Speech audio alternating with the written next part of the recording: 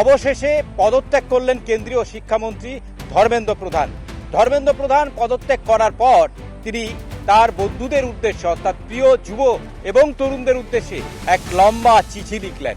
এক খোলা চিঠি বলা যায় ধর্মেন্দ্র প্রধান তরুণ প্রজন্মের, দেশের তরুণ প্রজন্মের প্রতি তিনি তার খোলা চিঠি লিখলেন। এবং সেই চিঠিতে কি রয়েছে, সেই চিঠিতে যা রয়েছে আসবো আপনাদের সামনে সেই চিঠি বিস্তারিতভাবে তুলে ধরব। তার আগে আমরা যেটা জানাতে চাই আপনাদের সেটা হলো যে এই কেন ধর্মেন্দ্র প্রধানের আজকে পদত্যাগ করতে হলো। কারণ একটা আন্দোলন, কি সেই আন্দোলনটা ছিল যে নিট প্রশ্ন ফাঁস, এবং নিট প্রশ্ন ফাঁসে ধর্মেন্দ্র প্রধান কেন্দ্রীয় শিক্ষামন্ত্রী তার গাফিলতি রয়েছে, তাকে পদত্যাগ করতে হবে। এটা ছিল মূল দাবি, এবং তার সঙ্গে আরও একাধিক দাবি ছিল, যে দাবিগুলো মেনে নেওয়া সরকারের পক্ষে সহজ ছিল। কিন্তু একজন শিক্ষামন্ত্রীর পদত্যাগ সেটা কি সহজে সরকার মেনে নেবে? সেটাই কিন্তু টানাপোড়েন চলছিল। বোঝা যাচ্ছিল যে গত কয়েকদিনের দফায় দফায় বৈঠক দেখা যাচ্ছিল।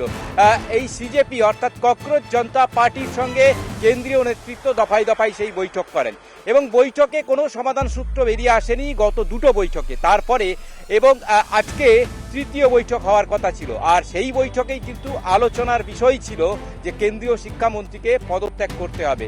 আর সেই বৈঠক শুরুর আগেই দেখা গেল যে কেন্দ্রীয় মন্ত্রী নিজেই পদত্যাগপত্র পাঠিয়ে দিলেন প্রধানমন্ত্রীর কাছে, এবং ধর্মেন্দ্র প্রধান পদত্যাগ করলেন, কেন্দ্রীয় শিক্ষামন্ত্রী পদত্যাগ করলেন। কিন্তু একজন শিক্ষামন্ত্রী পদত্যাগ করলেই কি এই যে নিট সহ প্রশ্নপত্র ফাঁস, যেটা বারে বারে আমরা দেখে এসেছি ভারতবর্ষে, সেটা কি বন্ধ হয়ে যাবে? একদমই না। এবং তার জন্য কি কি পদক্ষেপ নেওয়া হচ্ছে, সরকার কি কি পদক্ষেপ নিচ্ছে, তার বিস্তারিতভাবে তিনি তরুণ প্রজন্মের প্রতি তার চিঠিতে তুলে ধরেন কেন্দ্রীয় শিক্ষামন্ত্রী। কেন্দ্রীয় শিক্ষামন্ত্রী চিঠিতে যাওয়ার আগে আপনাদের একটু পিছন দিকে নিয়ে যাই। এই ককরোচ জনতা পার্টি কারা, কিভাবে তৈরি হলো ককরোচ জনতা পার্টি? যেটা জানা যাচ্ছে যে চলতি বছরের মে মাসের মাঝামাঝি নাগাদ এই ককরোচ জনতা পার্টি যিনি প্রতিষ্ঠাতা অভিজিৎ দীপকে, তিনি কেউ নন, তিনি এদেশেরই বাসিন্দা, মহারাষ্ট্রের বাসিন্দা অভিজিৎ দীপকে। তিনি সৌরাষ্ট্রে পলিটিক্যাল কমিউনিকেশন নিয়ে পড়াশুনো করেছেন। নেহাতি একটি প্রতিবাদ বা একটা ব্যঙ্গাত্মক প্রতীক বলা যায় যে তিনি তার এই পার্টি বা এই অর্গানাইজেশন বা প্ল্যাটফর্ম তৈরির ক্ষেত্রে ব্যবহার করেছেন। সেটা কি না, ককরোচ। এই ককরোচ জনতা পার্টি তিনি একটা ব্যঙ্গাত্মক প্রতীক হিসেবে ব্যবহার করে একটা প্ল্যাটফর্ম তৈরি করেছিলেন। আর সেই প্ল্যাটফর্ম গোটা দেশে এভাবে তরুণ প্রজন্ম, ছাত্র যুব সমাজের যে আন্দোলনের একদম ফ্রন্টে নিয়ে আসবেন তিনি, তাদের আন্দোলনকে সংগঠিত করে যেভাবে যন্তর মন্তর থেকে গোটা দেশে ছড়িয়ে দিয়েছিলেন, সেটা কিন্তু একটা অভাবনীয়। কারণ আমরা দেখেছি যে বিগত সরকারের আমলে এ ধরনের একাধিক প্রশ্ন ফাঁসের ক্ষেত্রে ছাত্র আন্দোলন হয়েছে। সেই আন্দোলনগুলো কিন্তু প্রত্যেকটা রাজনৈতিক দলের ছাত্র সংগঠন তারা সেই আন্দোলনগুলো করেছিলেন, এবং কোথাও তারা সফল হয়েছিলেন, কোথাও বা ব্যর্থ হয়েছিলেন সেই আন্দোলনে। কিন্তু এবার ককরোচ জনতা পার্টি কিন্তু কোনো রাজনৈতিক দল নয়, তাদের বরঞ্চ তারা একটা অরাজনৈতিক প্ল্যাটফর্ম, একটা আন্দোলনে তারা ডাক দিয়েছেন, এবং টানা আন্দোলন চালিয়ে নিয়ে যাচ্ছেন। যেখানে সোনম ওয়াংচুং এর মতো গরিব একজন সমাজকর্মী, তিনিও এই আন্দোলনে অংশ নিয়েছিলেন, অনশন করেছিলেন 26 দিন টানা অনশন। এবং তারপরেও দেখলাম এই আন্দোলন কিন্তু থেমে নেই। এই আন্দোলন ক্রমশ ছড়িয়ে পড়ছে একদম দেশের বিভিন্ন প্রান্তে। বলা যায় পুনে থেকে ব্যাঙ্গালোর, যন্তর মন্তর থেকে কলকাতা, দেশের সর্বত্র আন্দোলনের আঁচ ক্রমশ বাড়ছিল। আর তারই মধ্যে দেখা গেল যে তৃতীয় বৈঠক শুরু হওয়ার আগেই এই ককরোচ জনতা পার্টির যে দাবি, সেই দাবি মেনে কেন্দ্রীয় শিক্ষামন্ত্রী তিনি পদত্যাগ করলেন। শিক্ষামন্ত্রী পদত্যাগ করলেন, যেটা আপনাদেরকে জানাচ্ছিলাম যে তিনি একটি চিঠি লিখেছেন, খোলা চিঠি, তরুণ প্রজন্ম বা যুবকদের উদ্দেশ্যে। কি সেই রয়েছে খোলা চিঠিতে? গত 4 দশকেরও বেশি সময় ধরে আমি ছাত্র, শিক্ষক, শিক্ষা সংস্কারের কাজে নিজেকে উৎসর্গ করে এসেছি। আমার দৃঢ় বিশ্বাস ছিল এবং আজও রয়েছে যে একটি শক্তিশালী অন্তর্ভুক্তিমূলক ও দূরদর্শী শিক্ষা ব্যবস্থাই একটি শক্তিশালী রাষ্ট্রের ভিত্তি। আমি দেশের যুব সমাজের আকাঙ্ক্ষা, অনুভূতি, তাদের ন্যায্য প্রত্যাশার প্রতি গভীর শ্রদ্ধাশীল। ভারতের তরুণ প্রজন্মের স্বপ্নকে বাস্তবে রূপ দেওয়া আমাদের সকলের রাজনৈতিক ও সামাজিক জীবনের একটি নৈতিক অঙ্গীকার। মাননীয় প্রধানমন্ত্রীজির দূরদর্শী নেতৃত্বে দেশের সেবা করার যে সুযোগ আমি পেয়েছি, তার জন্য আমি তার প্রতি আন্তরিক কৃতজ্ঞতা প্রকাশ করছি। তার পাশাপাশি তিনি এটাও লিখেছেন যে গত 3রা মে 2026 অনুষ্ঠিত নিট ইউজি পরীক্ষায় যে অনিয়ম সামনে আসে তা অত্যন্ত উদ্বেগজনক ছিল। ভারত সরকার দ্রুত বিষয়টি গুরুত্ব অনুধাবন করে তদন্তের দায়িত্ব সিবিআইকে দেয় এবং পরীক্ষাটি বাতিল করে পুনঃ পরীক্ষা তারিখ ঘোষণা করে। পাশাপাশি আগামী বছর থেকে পরীক্ষা কম্পিউটার ভিত্তিক, কম্পিউটার বেসড টেস্ট পদ্ধতিতে আয়োজনের সিদ্ধান্তও নেওয়া হয়েছে।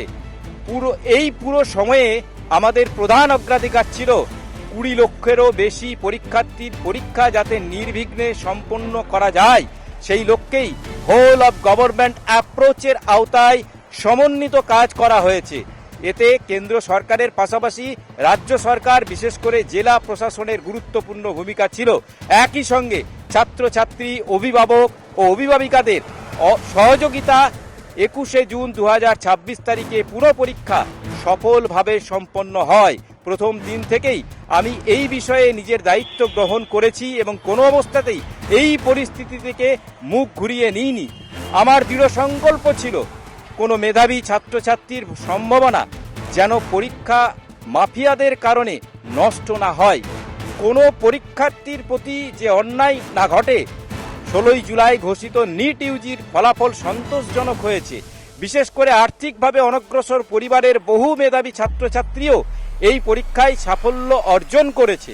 কিন্তু এই সময়েও কিছু দায়িত্বশীল পদে অধিষ্ঠিত ব্যক্তি বহু ছাত্রছাত্রীকে বিভ্রান্ত করার চেষ্টা করেছেন এবং বিচ্ছিন্নভাবে বাধা সৃষ্টি করেছেন। এতে আমি গভীরভাবে মর্মাহত হয়েছি। আমি সবসময় গণতন্ত্রের শক্তির উপর অটল বিশ্বাস রেখেছি। দেশের যুব সমাজের আকাঙ্ক্ষা, স্বপ্ন ও প্রত্যাশার প্রতি গভীর শ্রদ্ধা জানিয়েছি।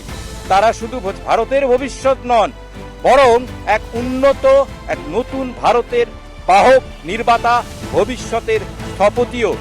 গত 10 দিনের ঘটনা প্রবাহ দেখে আমি গভীরভাবে দুঃখিত এবং এটি আমার ব্যক্তিগত মর্যাদা বা সম্মানের বিষয় নয়। ভারতের যুব শক্তি এই দেশের প্রকৃত শক্তি।